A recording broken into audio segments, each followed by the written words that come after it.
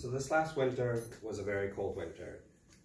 How many of you know where you guys' blankets come from? Now, I'm not necessarily talking about the blankets you get from Target or JCPenney's. I'm talking about the blankets that are handmade from either you, your relative, grandparent, great-grandparent, or any other person you may know. Is there any other feeling better than cozying up with a nice blanket with a warm cup of coffee in a cold winter day?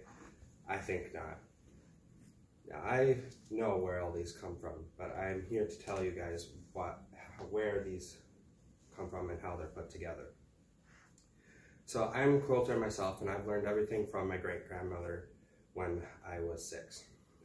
She has since passed away, but she's taught me all the knowledge of quilting and everything in between. So today we'll start with the history of the quilts and when they first began.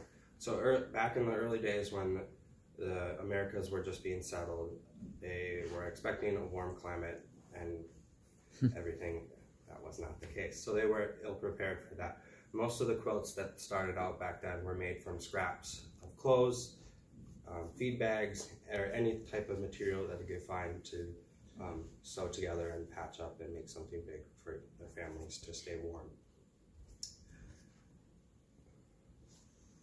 Some people even had to spin their own cotton from the plants in order to make the fabric themselves, since there weren't very many machines back in the day that actually created the fabric.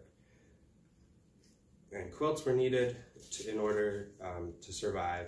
Therefore, time wasn't something that they could spend a lot of time on. So these quilts back in the day were very simple and straightforward, made of squares, triangles, and just strips of fabric sewn together. Also, they were made by quilt as you go. So that's when you just sew pieces of fabric together and all of a sudden you end up with this big quilt. And then moving forward to my second point, which is when my great-grandmother taught me a lot of her stuff from the early 1900s, is that's when the sewing machine was first invented, so the process of making these were a lot faster and everything. It also became more of a luxury for people to have these items since it was more expensive to make. So therefore the wealthy mainly had them. Fabrics were now being mass produced, so you had different patterns and more things to select from. And time in general was growing more and more something that you could spend more time on, since a lot of the infrastructure was already there for people to survive. Lastly, we're moving on to today. Most of these quilts are made by products or made for leisure and hobby. I usually do it for hobby since I own my own business and I make these for a living.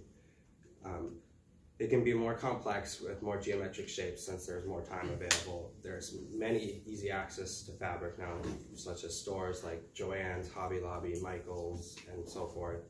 They are more decorative and in today's purpose rather than being used as a tool to survive. And to conclude, now that you know a little bit about the history of quilts from the start of the Americas to the 1900s and now to today, next time you reach for your comfy blanket, you can look back on this and realize things have come farther than what they were before, and that it's okay to just cuddle up with a nice warm blanket and do nothing on a lazy day.